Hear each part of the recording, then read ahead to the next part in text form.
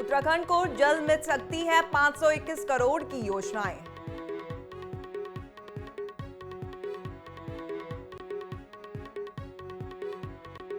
उत्तराखंड में आज भाजपा ने मनाया आपातकाल विरोधी दिवस।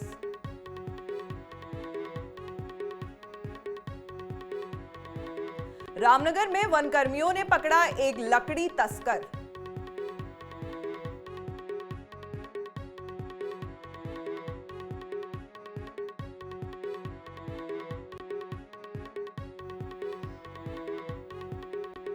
हल्द्वानी में तपती गर्मी से बढ़ा पानी का संकट।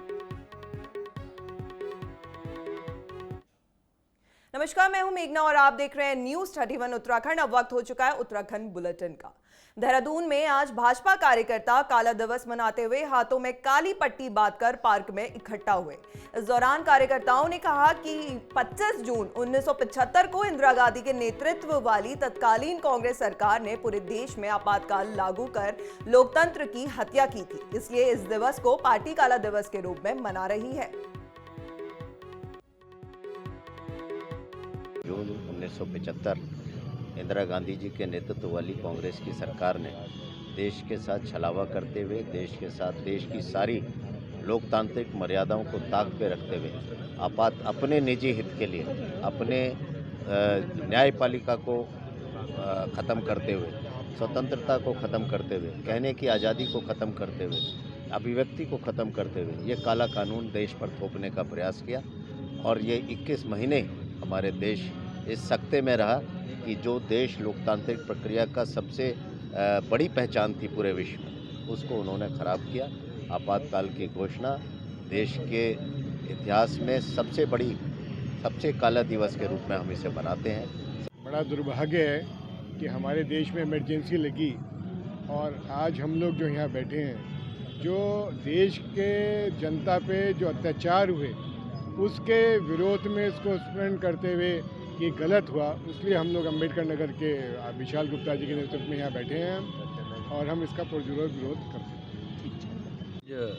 वो काला अध्याय जो 1975 में 25 जून को इंदिरा गांधी जी के द्वारा लागू किया गया और हमारे राष्ट्रीय स्वयं संघ और जनसंघ के और भारतीय जनता पार्टी के समस्त कार्यकर्ताओं को अरेस्टिंग कर उनको पीड़ित करने का कार्य किया, उनके परिवार को पीड़ित करने का कार्य किया और मीसा के अंतर्गत उनको गिरफ्तारी करी। ऐसे लोग भी आज हमारे बीच में हैं जिनको आज भारतीय जनता पार्टी अम्बेडकर नगर मंडल अपने सभी कार्यकर्ताओं के नेतृत्व में सम्मानित करेगा, क्योंकि उन्होंने जिस उत्पीड़न को झेला है जब जाके हमारे हिंदुस्तान का निर्माण हुआ है, आज उसी के विरोध में हमने काला अध्याय जो था काला दिन के रूप में भारतीय जनता पार्टी पूरे देश में मना रही।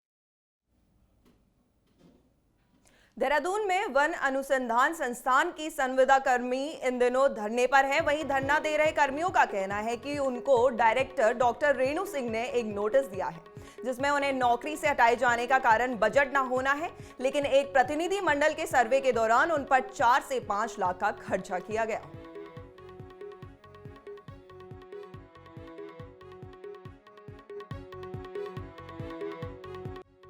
देखिए, जितना बड़ा अन्याय एक महिला होकर और आईएएस है, इतना बड़ा अन्याय मैंने आज तक तो देखा नहीं अपने जीवन में।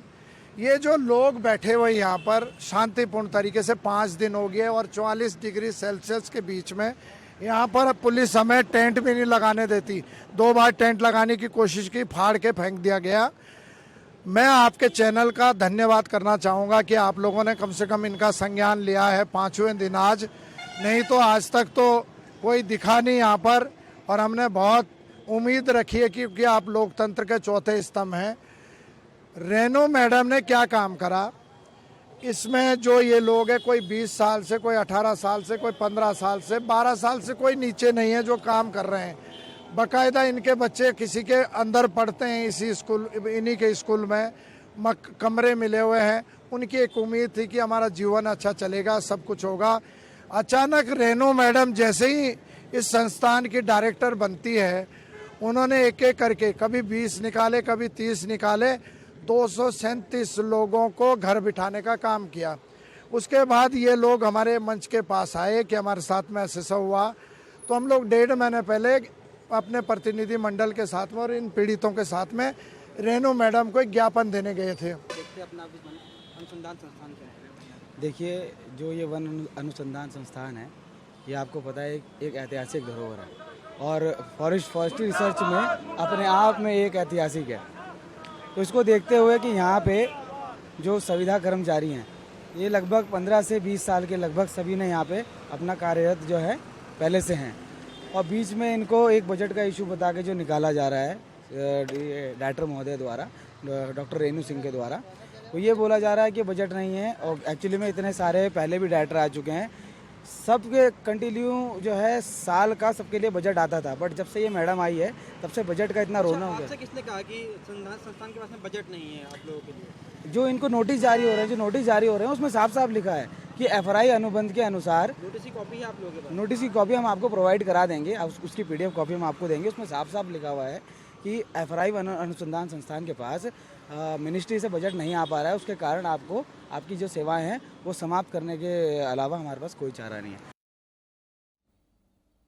रामनगर में भाजपा कार्यकर्ताओं ने हाथ में काली पट्टी बांधकर आपातकाल विरोधी दिवस मनाते हुए विरोध प्रदर्शन किया और कहा कि 25 जून 1975 को देश की तत्कालीन प्रधानमंत्री इंदिरा गांधी ने अपनी सरकार को बचाने के लिए देश में आपातकाल लगाया, जिसको लेकर देश में अराजकता का माहौल बना था। वहीं कांग्रेस ने लोकतंत्र की हत्या भी की थी।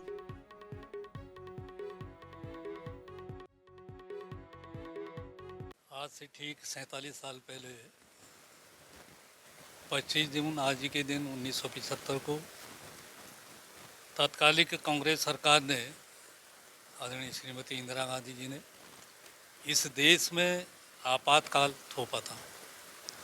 संविधान की अवमानना करते हुए, प्रजातंत्र की अवमानना करते हुए, केवल अपनी सत्ता के लिए, अपनी सरकार बचाने के लिए जिस प्रकार से देश का उन्होंने अपमान किया, आज भारतीय जनता पार्टी पूरे देश आपात विरोध के रूप में और विशेषकर आज काला दिवस रूप में हम सब लोग मना रहे हैं, जिससे जो लोग उस समय उस आपातकाल से प्रभावित हुए थे और जो आज नई पीढ़ी है उसको भी इस कांग्रेस की जिस प्रकार की कार्य पद्धति है उस कार्य पद्धति को सोचने और समझने का मौका मिले। आज हम इसीलिए इस आपातकाल का विरोध कर रहे हैं। चक्राता के विधायक प्रीतम सिंह ने आज भाजपा पर निशाना साधते हुए कहा कि बर्खास्त IAS रामविलास पर सरकार की कोई उपलब्धि नहीं है, बल्कि किसी व्यक्ति के IAS के खिलाफ शिकायत दर्ज करने के बाद विजिलेंस ने कार्रवाई की। साथ ही उन्होंने कहा कि अगर सरकार की मंशा भ्रष्टाचार मुक्त करने की होती तो MH 74 पर अब तक CBI जांच हो चुकी होती। देखिए, सरकार रामविलास यादव जो IAS हैं उसके परिप्रेक्ष्य में अगर अपनी पीठ थपथपा रही है तो मैं सत्ता में बैठे हुए लोगों से एक प्रश्न पूछना चाहता हूं। जब 2017 में आपकी सरकार बनी थी तब आपने जीरो टॉलरेंस का नारा दिया था, 100 दिन के अंदर लोकायुक्त लाने की बात कही थी। 2022 में सरकार फिर बन गई, लेकिन लोकायुक्त का कहीं अता पता नहीं। सरकार जानती है कि अगर लोकायुक्त आएगा तो उसकी छत में सरकार आएगी, इसलिए लोकायुक्त से किनारा कर रहे हैं। रामविलास यादव के परिप्रेक्ष्य में मैं कहना चाहता हूं कि सरकार की कोई भूमिका नहीं है। एक व्यक्ति द्वारा शिकायत की गई और विजिलेंस जांच हुई और उस जांच में जो है रामविलास यादव जो घेरे में आ गए। बागेश्वर में आज भाजपा ने 25 जून 1975 में लगाया गया आपातकाल का विरोध जताते हुए विरोध किया और कहा कि कांग्रेस की नीति पहले से ही गलत थी। वहीं कांग्रेस ने जबरदस्ती देश में आपातकाल लगाकर लोकतंत्र की हत्या भी की थी।